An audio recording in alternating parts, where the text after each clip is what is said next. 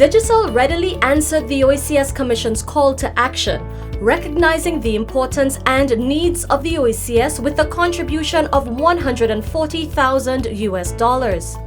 Of that sum, $100,000 is earmarked for procuring personal protective equipment or PPEs.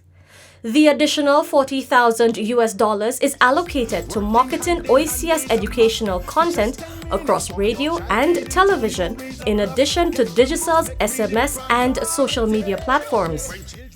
Director General of the OECS Commission, Dr. DIGICEL, commended DIGICEL's willingness to join the fight against COVID-19. Dr. Jules noted that the primary focus for the Commission at this time is on pooled procurement of supplies and equipment to ensure continued containment and facilitate the systematic recommencement of economic activity in the OECS. In facing this disaster, we have tried to be ready. In viewing the global trail of death left by this pestilence, we have been sorrowful but strong.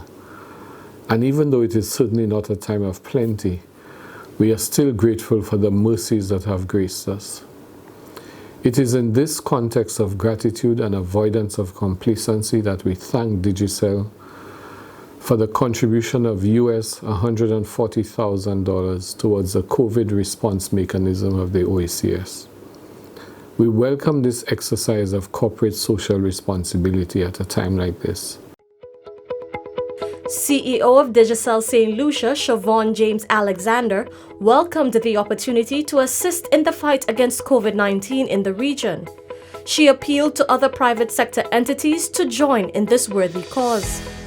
The time has come for corporate entities to assist with well endeavors that will help in the fight against this disease, and that is why DIGICEL has thrown its support behind the OECS Partnership Against COVID-19 initiative. The Organization of Eastern Caribbean States has sought to engage the region's private sector with the aim of acquiring all the necessities to combat the outbreak of this virus. Dr. Jules cautioned against dismissing the dangers of the COVID-19 virus now that the OECS economies are beginning their reopening processes. We have been fortunate in the OECS and in the Caribbean generally to have been spared thus far the worst of the pandemic that has been ravaging the world. But we should not allow this to lull us into complacency. Black Stalin warns us that in times of disaster we must be ready. But he reminds us that in times of plenty we must be grateful, in times of sorrow we must be strong, and in times of joy we must be thankful. In this COVID season, we can take all of this to heart.